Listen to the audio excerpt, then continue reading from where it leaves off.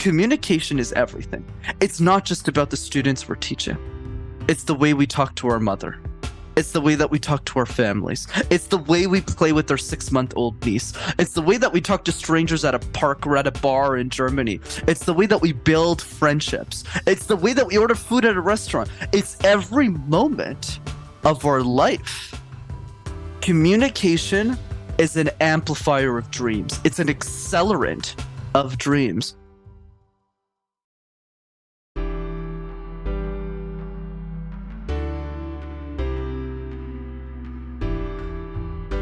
Du hörst Teach. Vom didaktischen Konzept zum konkreten Verhalten vor der Klasse. Der Podcast rund um das psychologische Handwerkszeug für deinen erfüllenden Alltag als Lehrer. Mit Christian Kressmann.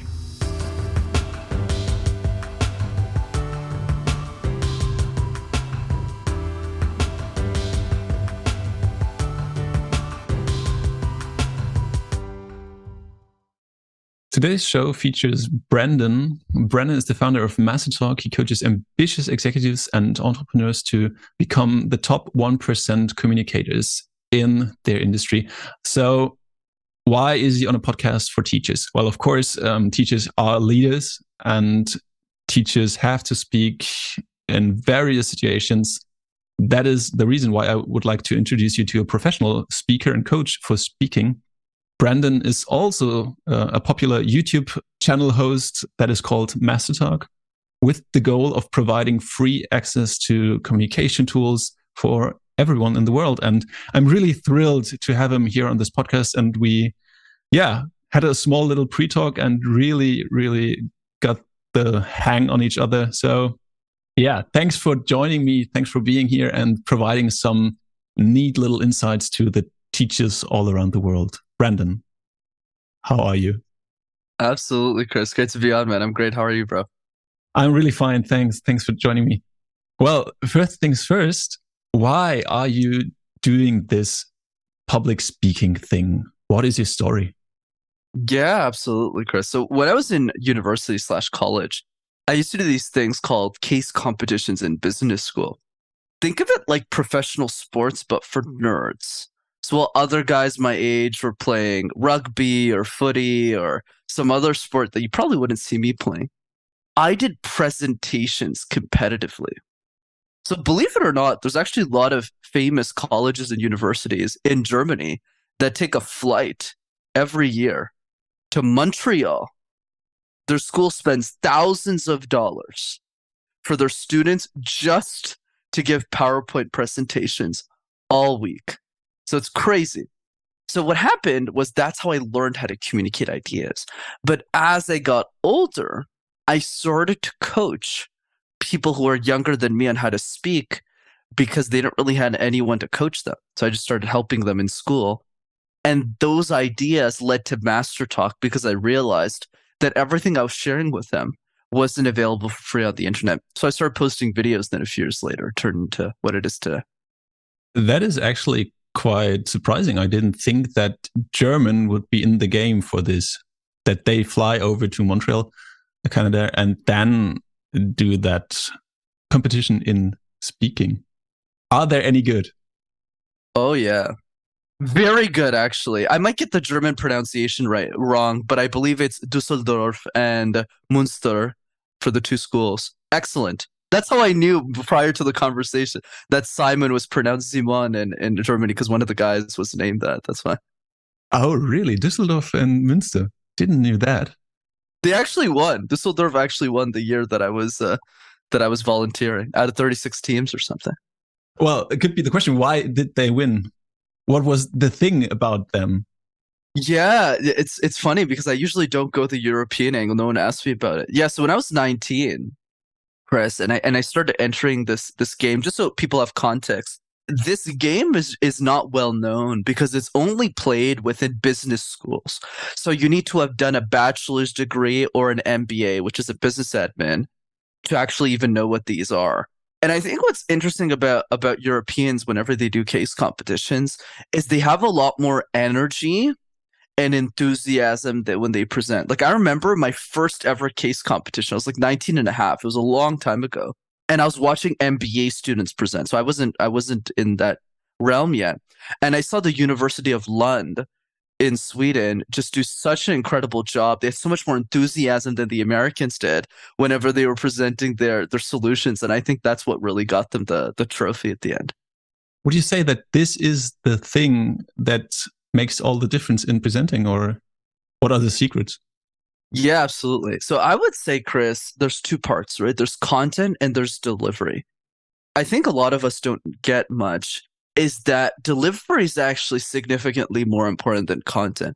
And the reason is because content is not that hard to get right. It takes some time to structure ideas and put it all together.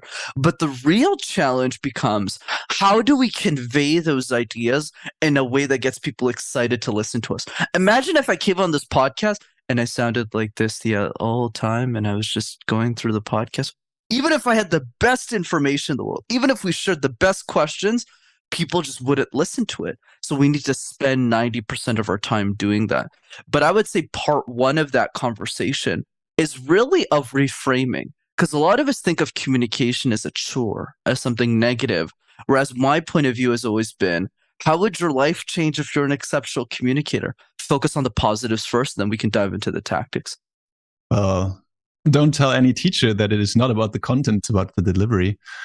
Because we got taught otherwise in Germany, that we all need to focus on content knowledge. And then, of course, yeah, there is the delivery aspect of teaching, but there's no time to really hone into these skills in the teacher training. So that is actually the reason why I wanted you to be a part of this show, to tell the teachers about this aspect. What do you think is the most crucial mistake your clients or people in general make when they present? Absolutely, Chris. There's definitely a lot of them, but I would say one that you actually brought up indirectly is presenting in a second language. And the reason I say that is because I'm actually someone who struggles with this too, because not a lot of people know this, but I'm actually fluent in 3 different languages. So I speak English, French, and Tamil. And I studied my whole life in French. That's how I know the language. But I have to keynote in French. So it was really difficult for me to transition from English to French. So I'm super empathetic to that. So there's actually a super easy technique to this, especially since I'm guessing most of your audience is German. So the idea is, how do we present better in English? Very simple. Number one, pick a speech that you really care about, of course, and write it in your first language. Don't write it in English. Write it in German, because you understand the culture. You understand the vocabulary, the nuance of that language better than anyone else because you lived in it. So that's the first step. The second step is translating that German presentation into English.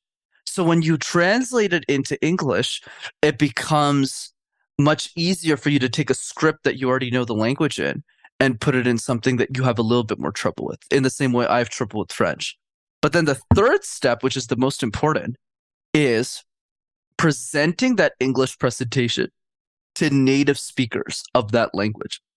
So if you present it to an American, as an example, or someone who lives in the UK, when you give that presentation, they'll be able to say, well, actually, Chris, what you can say in German, you can actually translate that directly into English.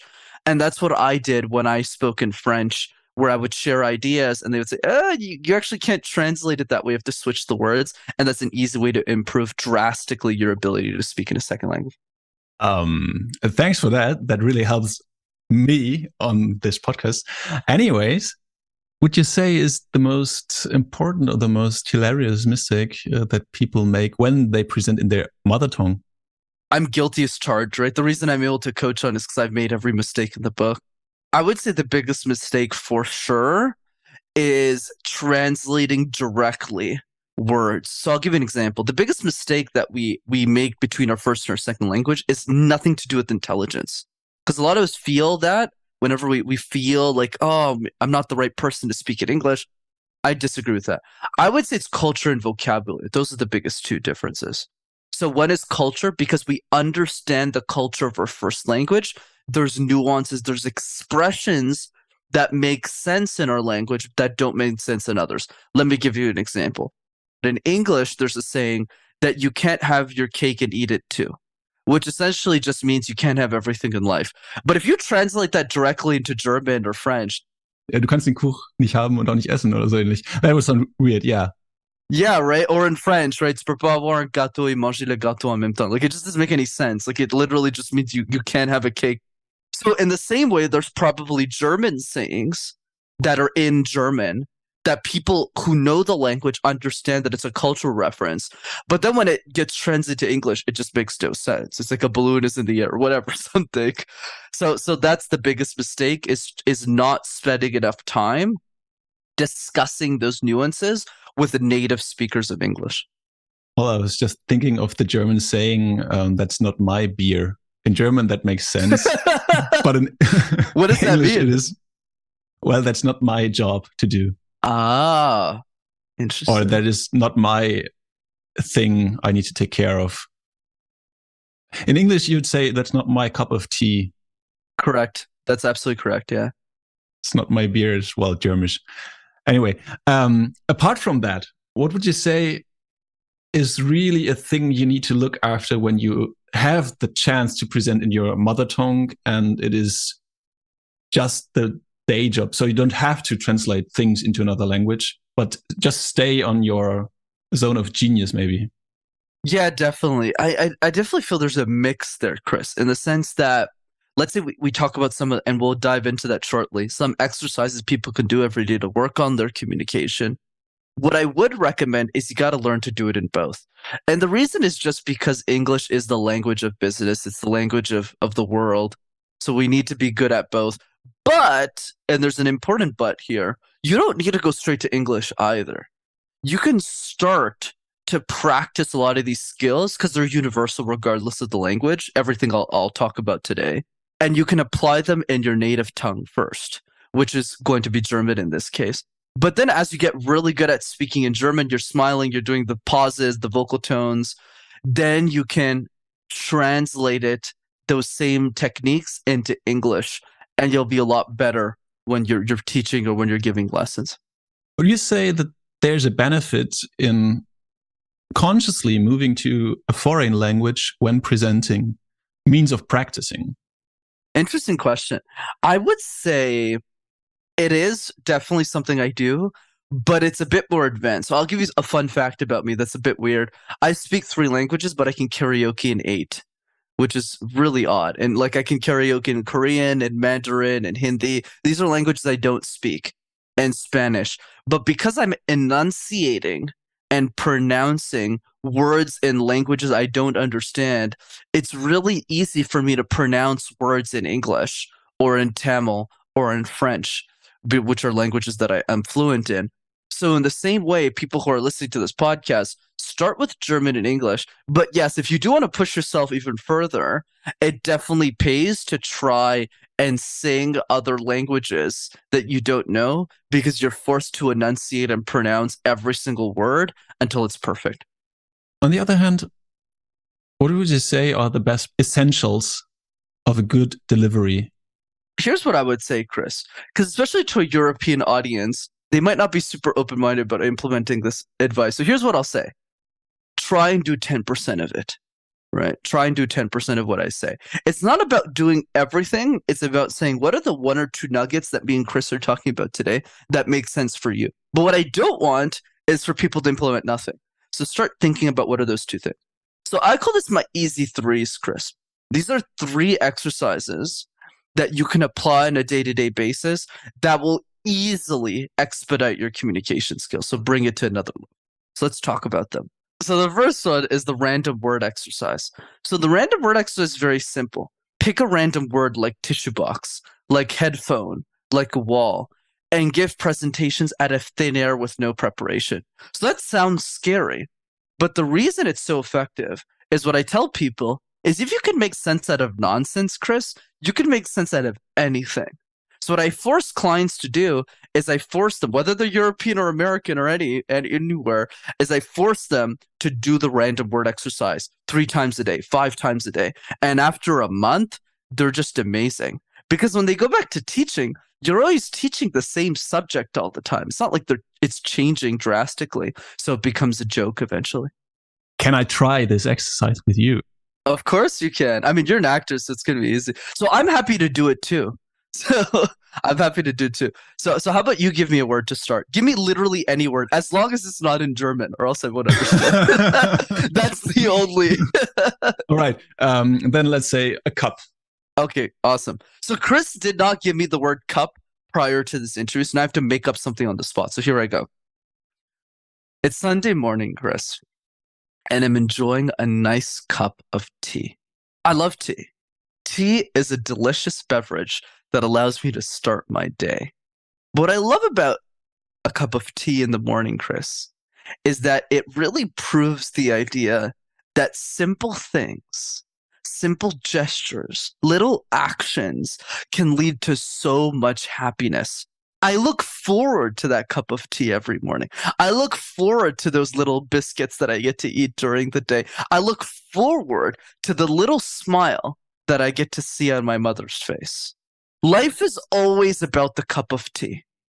It's about the little things in life, not acting in a big movie, not being a big YouTuber, not traveling 180 different countries around the world, but cherishing in gratitude the small things that matter. So what is your cup of tea? Find it and relish in it. So that's the random word. Awesome. So you use every word as a cue for another idea. What does it practice when you work? Well, I have an idea, but I want to listen to your intentions about this. Of course, and I'd love to hear your perspective on this too. But I would say for me, Chris, what this does many things. But I would say the most important one is it helps us remove the fear of judgment. Because a lot of people usually follow up with this question, Chris. What's the formula? What did you do there? How did you do that? And my response is always, did you do the exercise 100 times? Because until you do it 100 times, the formula doesn't matter. Because I've done the exercise 3,000 times. And I'm not exaggerating that number. In the same way that in acting, you have to keep doing the script, you have to keep auditioning, you have to keep putting the work until you get the result.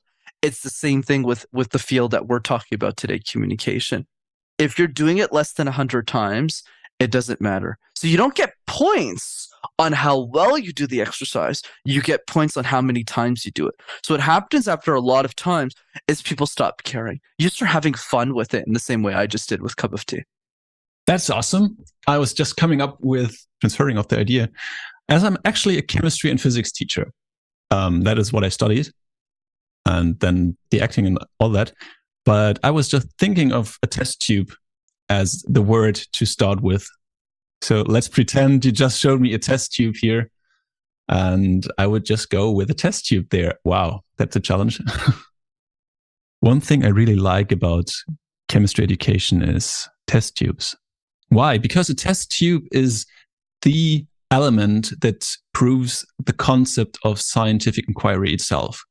It is the gadget, the means to showcase whatever skill you have as a scientist, and for that, your students have as scientists as well. Because with that little test tube, you not only demonstrate the content knowledge itself, but also with the handling of the test tube, you can demonstrate your skills as a scientist. If it moves smoothly, if it moves without any friction, it demonstrates that you are skilled as a scientist. And that, by all means, is a key factor of growing as a student. Well, that was a kind of weird. Thanks for that. Thanks for that exercise. That was excellent. I just like, so anyways, so if you're listening to this and you're wondering how you can transfer this into your daily classroom practice, just grab something out of your content domain and do this random word exercise. Thanks for this one. I'm really excited for the second one. What is it? Absolutely, Chris. And one thing I'll add, and then let's jump into the second one, is here's the best way to stay accountable, Chris. Especially since this is an audience of teachers, I'll add a couple of extra things. Do this with your children. Do this with your family. If you don't have children, just do it with the people around you. And I'll tell you why. The reason is because I believe, and it's not just true in Germany, it's true with every country in the world, it's universal. The education system doesn't make communication fun for our children. It doesn't. We grow up thinking that communication is a chore, like doing the dishes. Why? Because every presentation we give is mandatory. We don't wake up every morning and say, hey, Chris, you want to get breakfast and present all day? Nobody says that. That's one. Number two, every presentation is different. You don't get to pick the topic. So it's never, what do you care about, Chris? Are you passionate about physics? Are you passionate about chemistry? Are you passionate about different ideas and ways of going about your business or your podcast or acting? No, you got to talk about Shakespeare. You got to talk about the history of Berlin. And you're just like, okay, this is nice, but why do I have to do this? And then the third piece is every presentation, Chris, is tied to a punishment. So if you don't do a great job, you lose grades, you lose marks. So we get taught to believe that communication is a chore. So my advice is have fun with it and do this exercise consistently with students. It doesn't even have to be with other teachers. Oh, that's a good point you make there with the punishment thing about presentation. Thank you for this one. And I think most teachers can relate to this. Let's not open this kind of box here. Sure. But what is the next exercise you would like to showcase? So the second one is question drills. So we get asked questions all the time in our life, Chris. On a podcast, like the conversation we're having right now, when we're teachers and our students are asking us questions, or even when a school board is asking us questions as teachers. But most of us are reactive. So we wait for the question to come rather than being proactive, thinking about the question in advance and answering it before it ever comes up. I'll tell you a quick story on this. A few years ago, when I started podcasting, it's probably 2.5 years ago, I was just getting started. So I was still figuring out a lot of answers to communication. And somebody asked me the funniest question. The question was, where does the fear of communication come from? And I looked at the person, I said, I don't know, man. Berlin? Los Angeles? I don't know where it comes from. Right? Like I had no idea. So I was reactive. So how do we be more proactive to get the result? So every day, what I did is I answered one question for 5 minutes.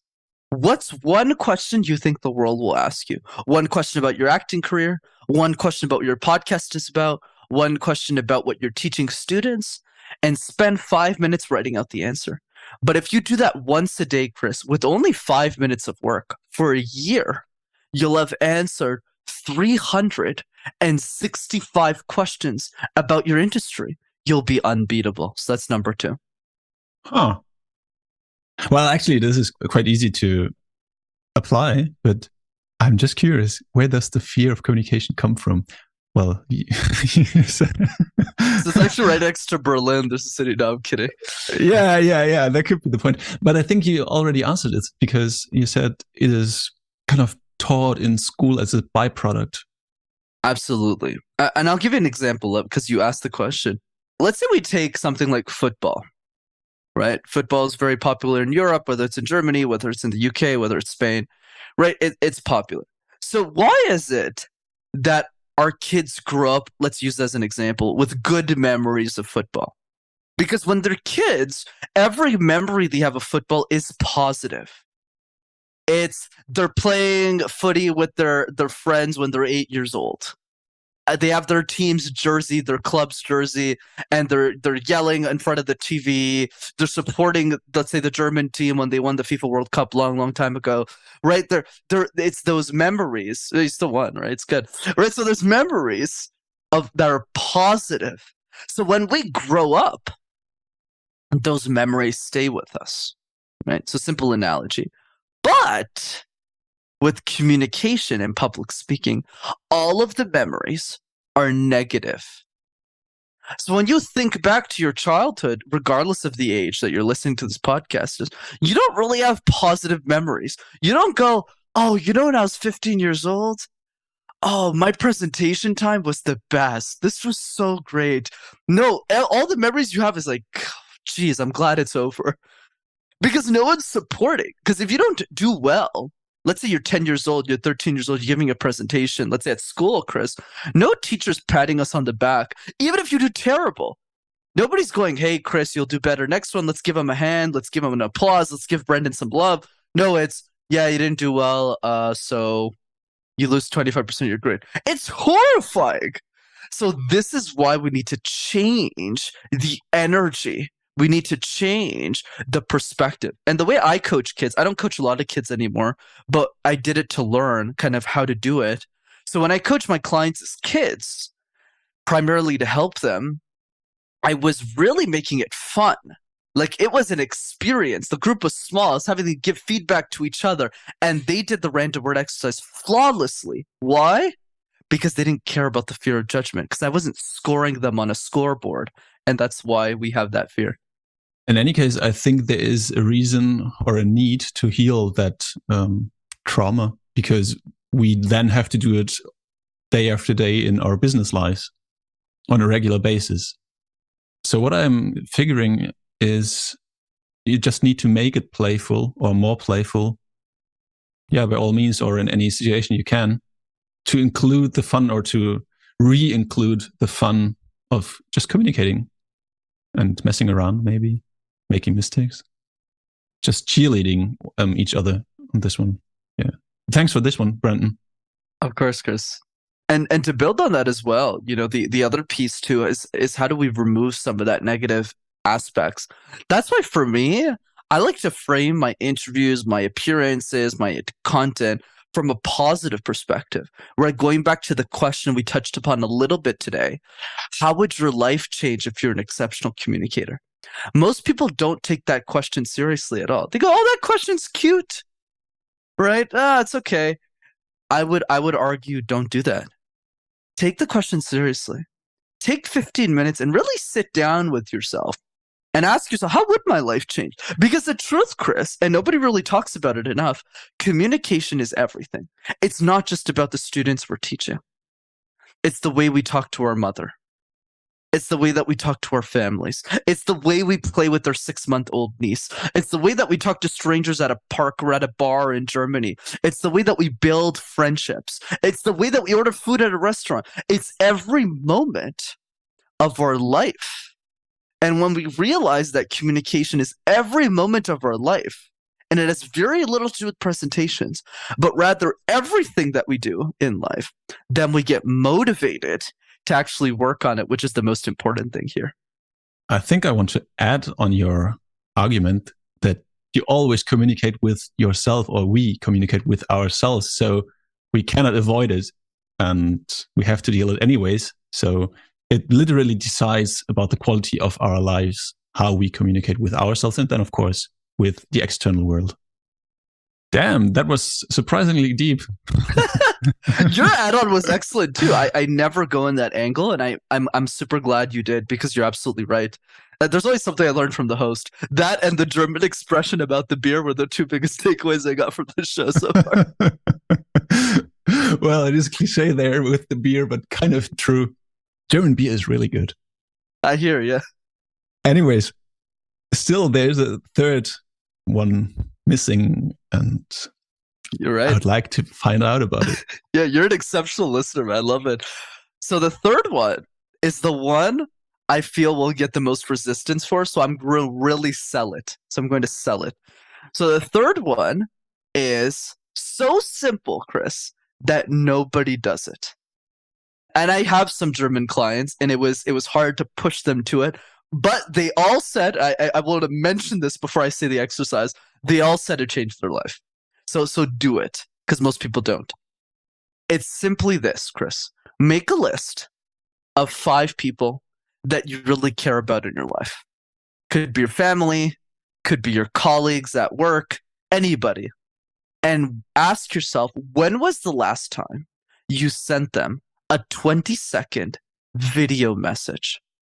Just saying, hey, Chris, really appreciate the work that you're doing. Nothing fancy. Keep it up. Love it. Have yourself an amazing week. That's it. It makes people's day, Chris. And most people don't do it because we stick to a box. We just listen to what other people tell us to do.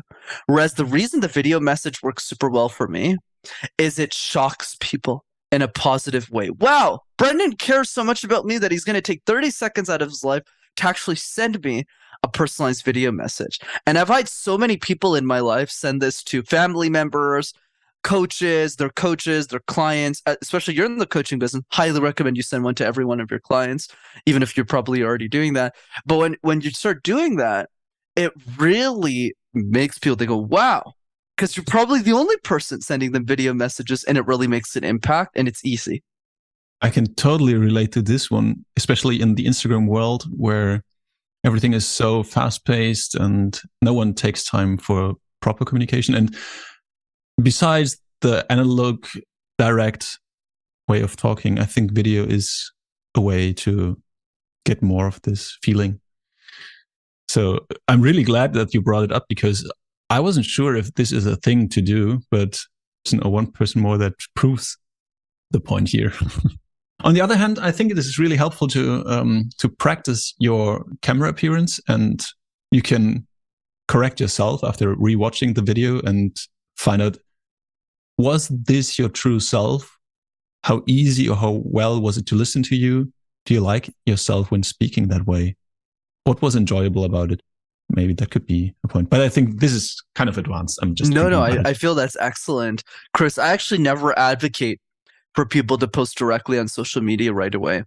I always start with send video messages to people that you love. Like I had one CEO of mine, I had him send a video message to all 40 of his employees, and he didn't want to do it. Not because he hated his employees, he loves his employees, but because he felt insecure. He was like, oh my God, what will they think of me? What if my lighting isn't right? What if I say the wrong thing? And I just say, just do it and see what happens. And he did. He sat down for an hour, boom, boom, boom, 30-second video messages to each of them. And he woke up the next day to something that completely changed his life. He had a bunch of messages going, oh my God, I've never received a video message before. This is completely life-changing. Thank you so much. And I don't think anyone has left his company in the last 8 months. He has like 100% retention rate based on what I remember. And that's the benefit, is it really makes people's day and it really shows loyalty. And it doesn't cost you anything. That's the best part. It costs you $0.00. Yeah, but I think it kind of portrays a mindset here that you as a person care about the other person, that you are really and genuinely interested in the other person, that you go the extra mile for this. Absolutely. And I can see an application of this to sending video messages to students, 30 seconds long. I think that can be beneficial and time-wise as well. I think this is the right saying, because it is way faster taking a video than writing 30 seconds of audio or like a text. Could be helpful to save time on feedbacking your students. Anyways, thanks for those very, very cool and interesting tips you provided me here, and for also practicing with the test tube. Absolutely. You did great, by the way, with test tube. Thanks. I'm really hooked on that exercise here. That's awesome. You're leading the German community forward. That's what matters. Yeah. Just the random talk group that's founded here. But I wanted to ask you another question that came up before. What would you say are common mistakes that your clients are doing in the work? What is a recurring topic that always gets done wrong? Yeah, I would say for me, Chris, it's always lack of consistency. Always. The biggest problem with everyone listening is not that they don't have the capability to do it, because anyone can be a great speaker. You know, I have a crooked left arm. I studied in French my whole life in a language I didn't even know. And I still and I have a bachelor's degree in accounting. You would think anything but that for a communication expert. So if I could master communication, I really believe anyone can. But we have a problem. And the problem is most people are writing the random word exercise down a piece of paper. They're writing the question drill down a piece of paper. They're writing the video message down a piece of paper. And they're going, wow, these are cute, amazing exercises, but they never do them. That's the problem, right? So that's why the people, my focus always with the people I work with is they pay me to force them to be accountable because I'm the one running after them. So if I'm running after you, you're probably going to end up doing the exercise. But you don't need that accountability either if you're a self-starter. So here's my recommendation to you. Book 15 minutes in your calendar to do all three of those exercises. Not 15 hours. Everyone's got 15 minutes. You all just spend, 50 minutes listening to this podcast, 45 minutes listening to this podcast? You could spend 15 just doing the random word exercise. Because the best way to speak, Chris, this is probably the most important thing I'll say on this podcast.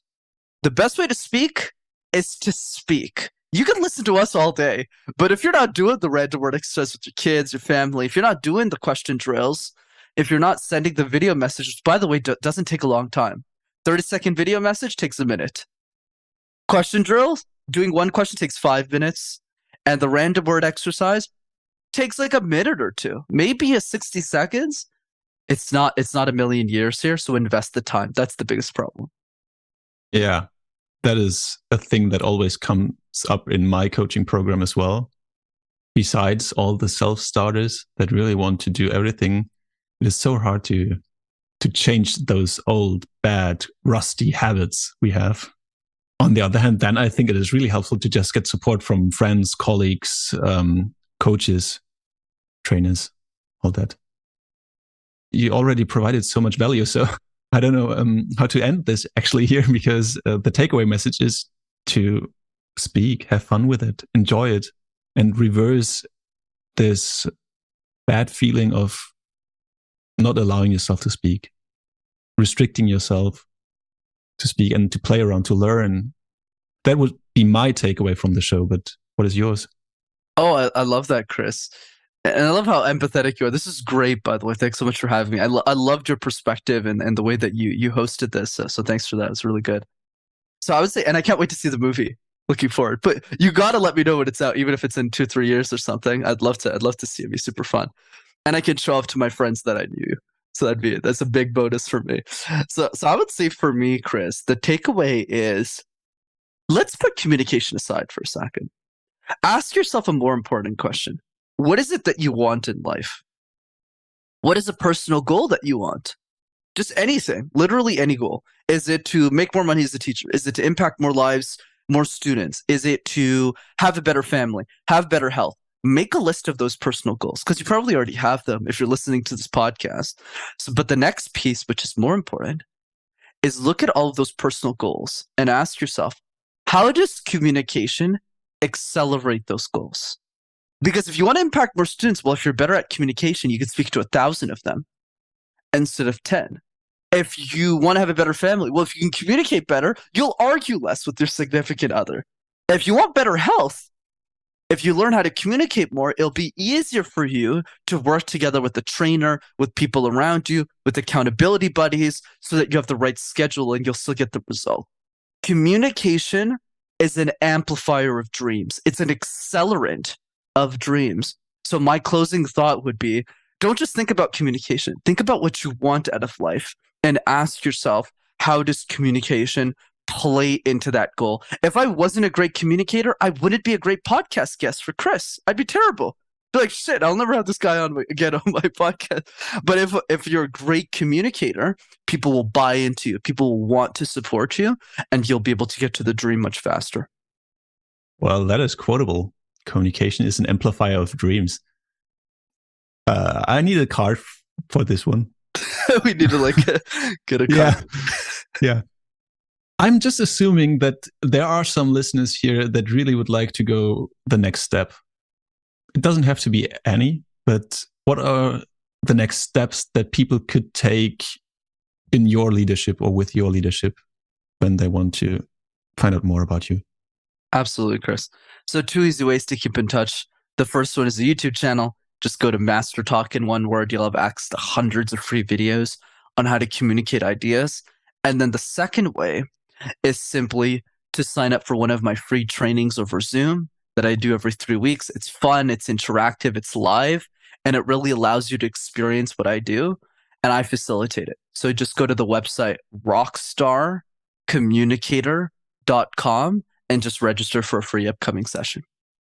It's all together, no minus between Rockstar Communicator, just rockstarcommunicator.com. Exactly. And there. Okay, perfect. I really get that down in the show notes, and I'm keeping my fingers crossed that someone will find this resources helpful, because I think you provided true value here in this episode with all the great insights of the exercises and with the stories of your executives.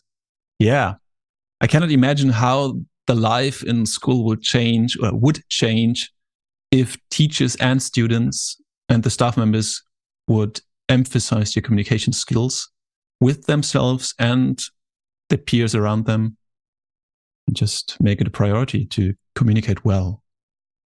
So thank you. Really, thanks a lot for providing those insights. Of course, Chris, and thanks for having me. This is great.